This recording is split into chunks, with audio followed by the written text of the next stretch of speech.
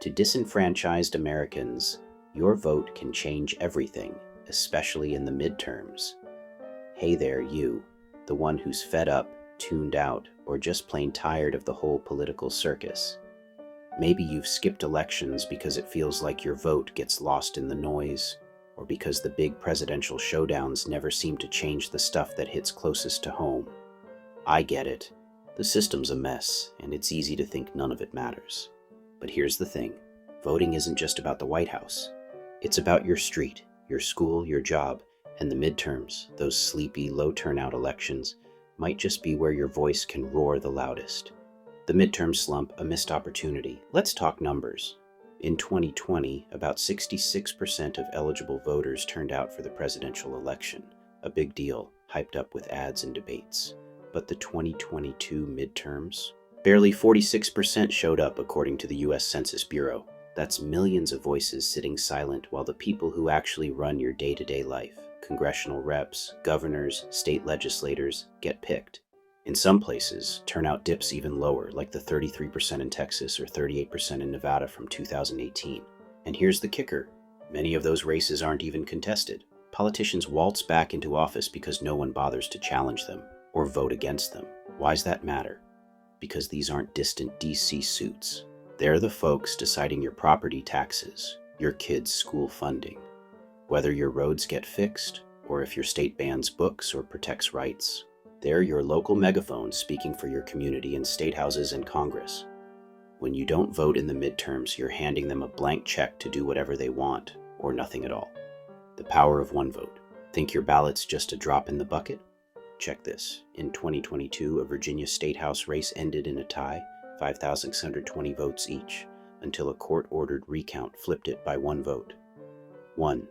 That seat helped to decide control of the chamber, which shapes laws for 8.7 million people. Or take Georgia's 2018 midterm, where a state house race was decided by 13 votes out of over 54,000 cast. These aren't flukes. Close races happen all the time, especially locally, where a few dozen people showing up can rewrite the script. Now imagine uncontested races. In 2022, about 40% of state legislative seats across the US had only one candidate per Ballotpedia. No competition, no debate, just a coronation. If you and a few neighbors voted for a write-in or pushed a challenger, you could topple that. One small ripple can change who's sitting in that seat speaking for you. The heart and soul of America. Here's where it gets bigger. Midterms aren't just about potholes and paychecks. They're where the country's direction takes shape.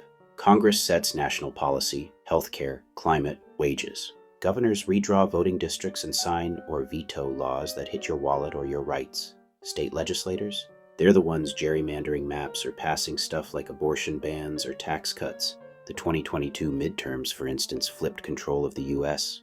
House to Republicans by a slim margin, 218 to 213, because enough people didn't show up in key districts.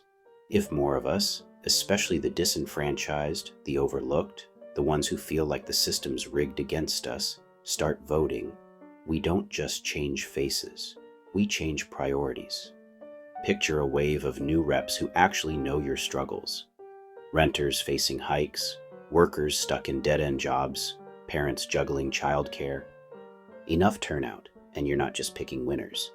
You're shifting the heart and soul of what America stands for. Why you? Why now?